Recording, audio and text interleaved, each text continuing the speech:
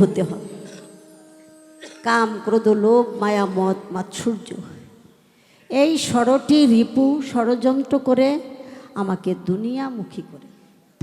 এই 16টি রিপু, এক অর্থে 16টি রিপুকে বলা হয়েছে 6টা নারী। কোনো সাধক যার যতটুক জ্ঞানের পরিধি, তার বিচার বিশ্লেষণ কিন্তু ওই পরিমাপে হয়। তাই বলেছে যে একাধিক বিবাহ বলা হয় না, একাধিক বিবাহ। এই বিবাহ দুনিয়াদারির নারীর রূপ যৌবন তার সাথে সম্ভোগ করার জন্য না। এই নারীগুলো দেহের মধ্যে যে 6টা রিপু, এই রিপুকেই বলা হয়েছে নারী। এই নারীগুলিকে আপনি যখন আপনার অনুগত আনতে পারবেন, তখনই ওই যে একাধিক বিবাহ যে বলে, অর্থাৎ আপনার দাসত্ব করবে, আপনার দাসী হয়ে যাবে। আপনি কখনোই রিপুর অনুশাসনে চলবেন না, ওরাই আপনার অনুশাসনে চলবে। যতক্ষণ পর্যন্ত এই 6টা রিপুকে আপনার কন্ট্রোলে, আপনার অনুগত আপনি মুরিদ না বানাইতে পারবেন, এরাই হইল আপনার দেহরাজ্যের পরিবার। বলা হয়েছে না, আগে নিজের পরিবার বর্গকে তুমি বায়াত করো। তোমার ঘর ঠিক থাকলে পর ঠিক হবে।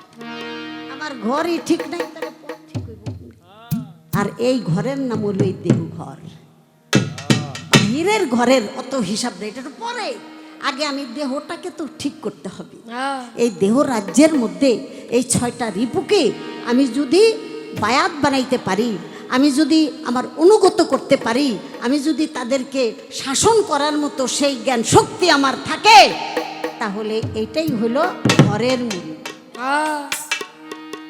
আমার দ্বারা আর কোনো দুনিয়াদারির অকল্যাণ, অনিষ্টি এটা হতে পারে না। কারণ আমার লোভ, লালসা, কামনা, বাসনা, আকাঙ্ক্ষা, মদ কি অনেকে কয় যে মদের কথা কইছে। মদ কি? মদত, মদ এটা হলো মদত। মন্দ কাজে যে মদত যোগান লাগাইয়া দেবে, আসিয়াম কি এটা একটা মন্দ কাজে ইন্ধন যোগানো মদত। এই মদত এটা হলো ইবলিশি সত্তা। এইটাকে আপনার নিয়ন্ত্রণে আনতে হবে। আপনার জ্ঞান দ্বারা এগুলিকে আপনার পরিচালনা করতে হবে। মাৎসর্য কি? মাৎসর্য এটা হলো পরশ্রী কাতরতা। পরশ্রী কাতরতা, অনেক কয় পরের স্ত্রী। না না না না, এটা হলো পরশ্রী, মানে পরের সৌন্দর্য দেখে আপনি কাতর হইয়া যান। আরে কয়দিন আগে টিনের ঘর হঠাৎ করে দিয়ে 2তলা বানাইছে। মানুষের বাড়ি কামলা কিষান দিয়ে খাইতো, মিষ্টি আলু টুকায়া টুকায়া সিদ্ধ করে খাইতো। হঠাৎ করে 3তলা বাড়ি বানাই ফেলাইলো। তাহলে তো ভিতরে গলত, মানে এর ভিতরে একটা নেগেটিভ মাইন্ড চলে আসলো। এটাই হলো পরশ্রী কাতরতা।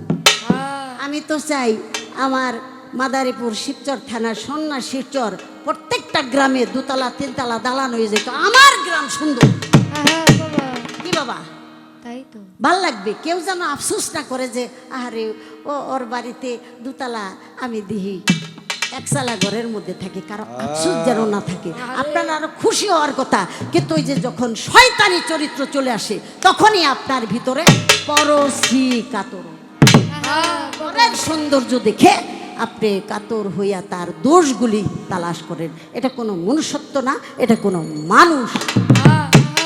এই হিসাবগুলি আমাদের জানতে হবে, এবং শুধু জানার শোনা বড় কথা না, এগুলি মানতে হবে। ইবলিশ শয়তান কম জানে নাই, কিন্তু শুনছে অনেক, জানছে অনেক, কিন্তু বিশেষে মানে নাই। এটাই হলো সমস্যা। আমার কবির বাবাজি গভীর কথার আলোচনায় আসছে, আমি কিভাবে কি বলবো। আচ্ছা, ওই গানটা করলে মনে হয় দেখলে ছবি পাগল হবি, দেখলে ছবি পাগল হবি, ঘরে থাকতে পারবি না, দেখলে ছবি পাগল হবি, ঘরে থাকতে পারবি না, দেখলে ছবি পাগল হবি, ঘরে থাকতে পারবি না, দেখলে ছবি পাগল হবি।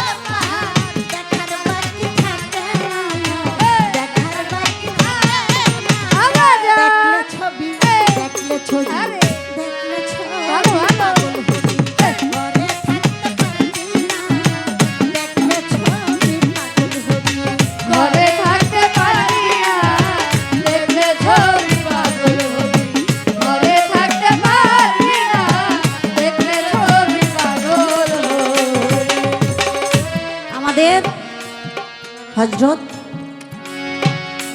জাফর সাদেক রাহমাতুল্লাহ আলাইহি, তার ভক্ত হইল হযরত বাইজিদ বুস্তামি রাহমাতুল্লাহ আলাইহি। বাইজিদ বুস্তামিকে মুর্শিদ কেবলা একটা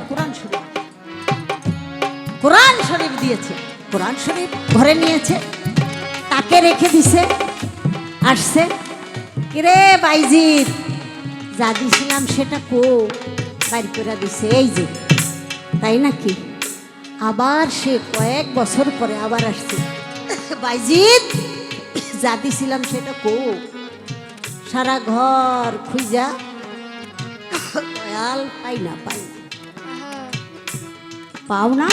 আমার আমানত আমি তোমাকে নিজ হাতে দিয়েছি, তুমি পাও না। কেন পাও না? আমি পাই না। আরে পাও না তো বুঝলাম, কেন পাও না? কি বলছে জানেন? বলে কি, আমি সব তাকে শুধু আমার মুর্শিদকেই দিই। তাকে পুরা ঘর যেদিকেই তাকাই সেদিক শুধু আমার জাফর সাদেককে দেখি, আমি তো আর কিছু।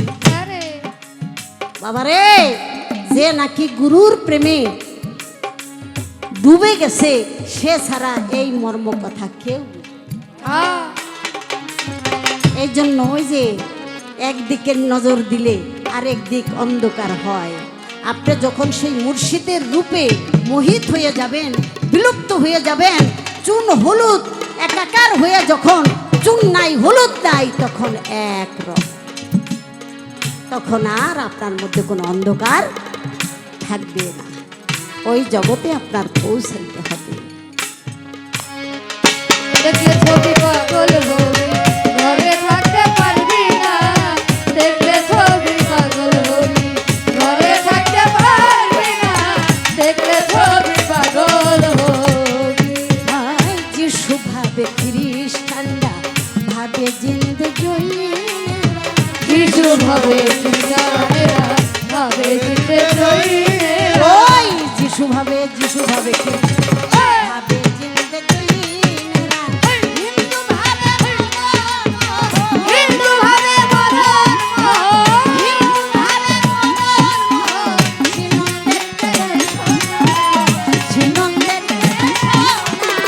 দেখলে ছবি পাগল হবে, দেখলে ছবি পাগল ঘরে থাকতে পারবি না। দেখলে ছবি পাগল হবি, ঘরে থাকতে পারবি না। দেখলে ছবি পাগল হবি। ভক্তি ভরে রাখিলে প্রাণ পানি হইয়া যায় গো পাষাণ। ভক্তি ভরে রাখিলে প্রাণ পানি হয়ে যায় রে পাষাণ। ভক্তি ভরে রাখি পানি হইয়া যায় গো পাষাণ। নূরের তাজাল্লি নিশান, নূরের তাজাল্লি নিশান, দিল দরিয়ায় যায় পানা, দিল দরিয়ায় যায় পানা। দেখলে ছবি পাগল হবি, ঘরে থাকতে পারবি না। দেখলে ছবি পাগল হবি, ঘরে থাকতে পারবি না। দেখলে ছবি পাগল হবি, ঘরে থাকতে পারবি না। দেখলে ছবি পাগল হবি। আমার কিন্তু জবাবটা হয়ে গেল। ওই যে নীর মানে পানি, নূর মানে আলো, জবাবটা কিন্তু হয়ে গেল। ইঙ্গিত জ্ঞানীদের জন্য ইঙ্গিত, ইঙ্গিত দিলেই বুঝে, আর বেকুবরা ধাক্কা দিলেও আকুরা থাকে। যেই পানি সত্তায় আমার আপনার সৃষ্টি, সেই পানির প্রতি রাখতে হবে দৃষ্টি। এটা যেখানে সেখানে ফেলে দেওয়ার জন্য না।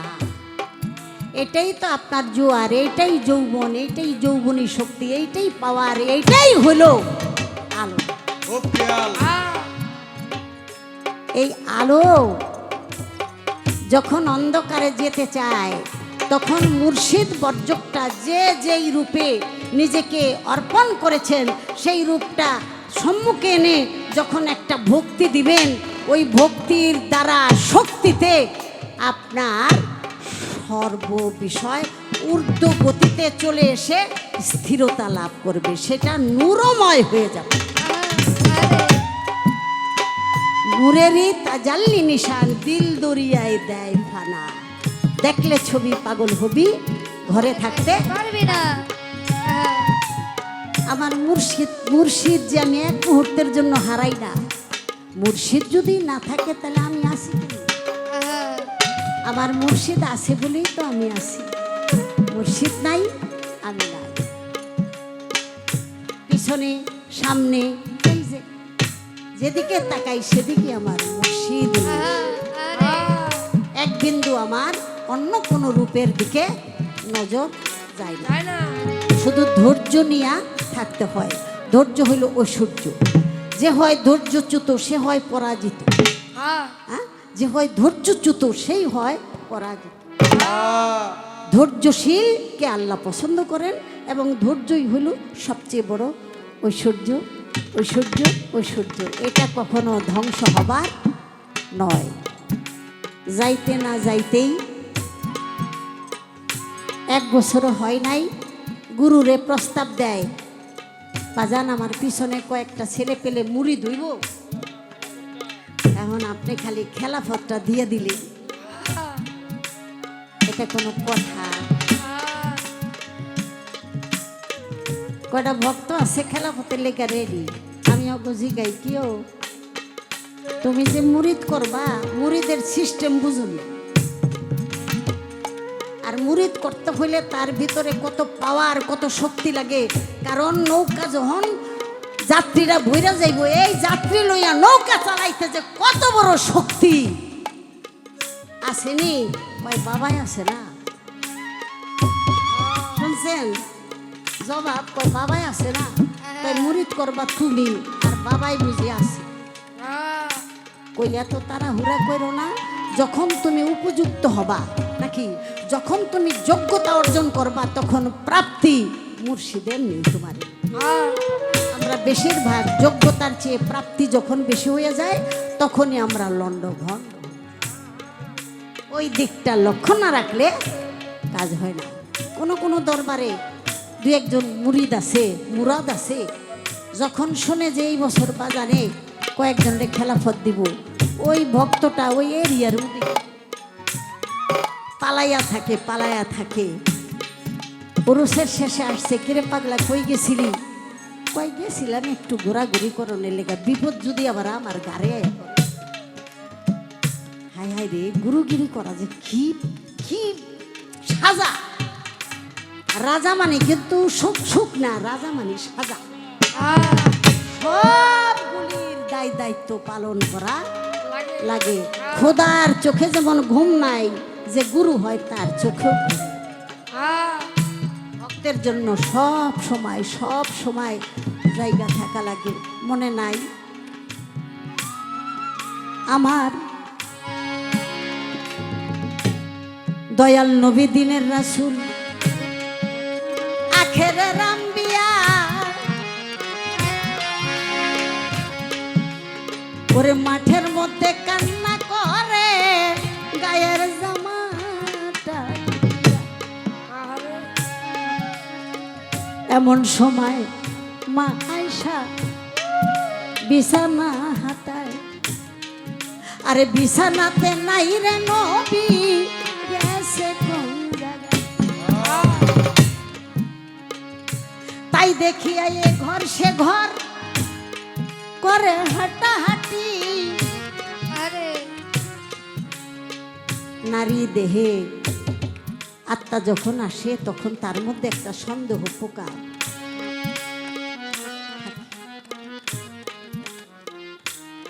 আরো বিবি আছে, দেখি সেই বিবিদের ঘরে গেল না। কোন বিবিদের ঘরে নাই। যাইয়া দেখে মাঠের মধ্যে ইয়ামিনের দিকে মুখ খানে রাখিয়া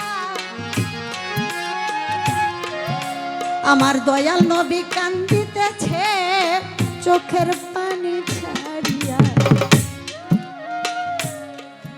তাই তাই দেখিয়া হাই মা আয়সা ওর বলে পয়গম্বর আপনি কোন বেদনায় এখানে দাঁড়াইয়া রইছেন সাইরা বিবির ঘর কে আপনারে ব্যথা দিল কে দুঃখ দিয়েছে ভাঙ্গা চুরা কনক দয়া বলে না নবী কয় বলবো আমি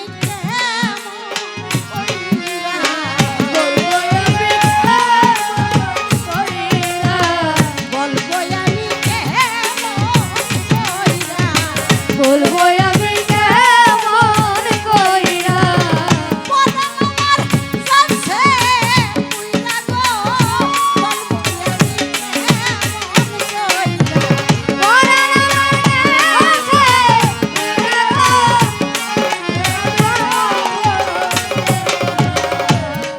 আয়সা গো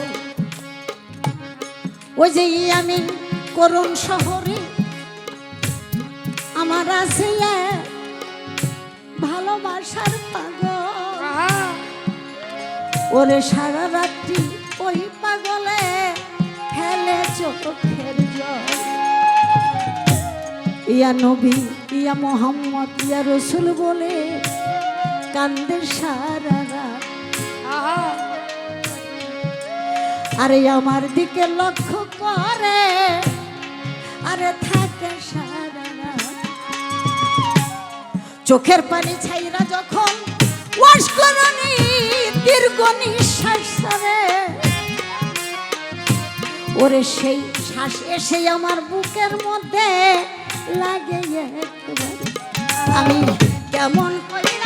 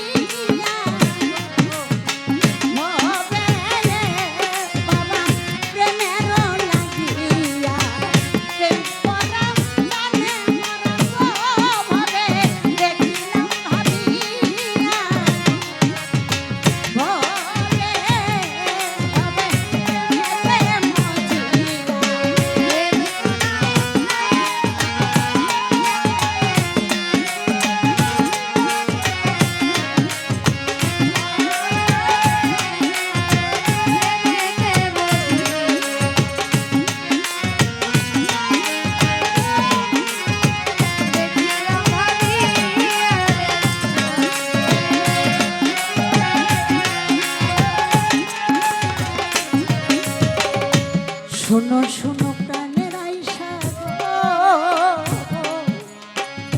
দেখো লক্ষ্য করে পাগল ওয়াশ করুনের দীর্ঘশ্বাস এসে লাগে বুকের ভিতরে আমার পাগল ঘুম আসে না থাকে সারা রাত্র জাগিয়া এই কারণে পাগলের জন্ম আসি ঘরের বাহির হইয়া পাগলের দীর্ঘশ্বাস যখন আমার বুকে আইসা লাগে অন্তর আমার শীতল হয় প্রেম আমার জাগে তাই তো আমার পাগল আমায় ছাড়া কিছুই বুঝে না আমার এশকের পাগল এই দুনিয়ায় হইল একজনা আমার এশকের পাগল এই দুনিয়ায় হইল একজনা আমার এশকের পাগল এই দুনিয়ায় হইল একজনা পাগল ওয়াশ করনি দিনে আমি গো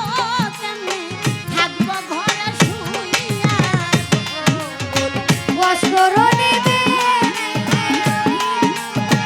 থাকবো ঘরে শুইয়া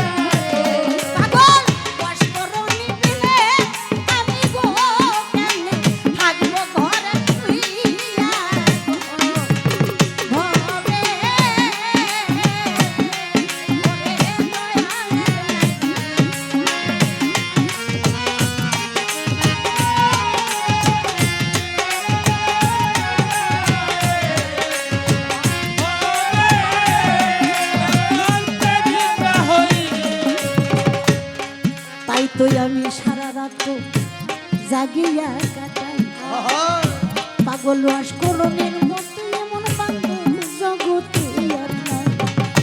উহুদের যুদ্ধে একটি দান শহীদ হলো, সংবাদ পাইয়া পাগল আশকরণী হাতে পাথর নিল।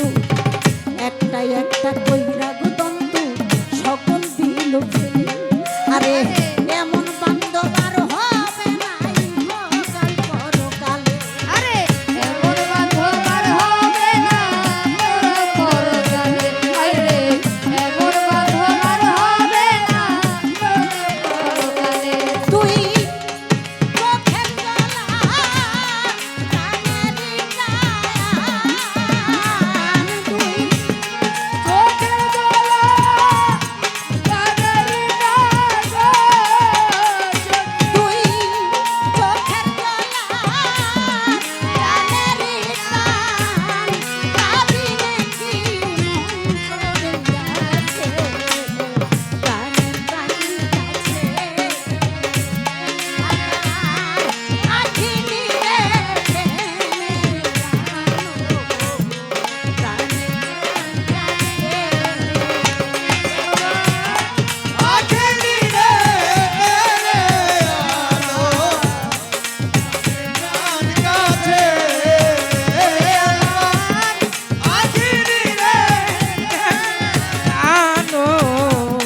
প্রাণের প্রাণ কাছে প্রাণ ভরা কো রুণ সুরে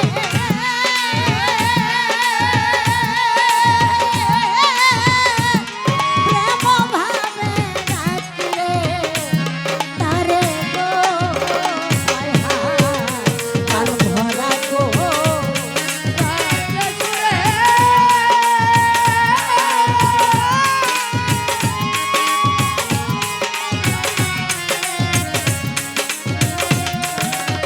দরদে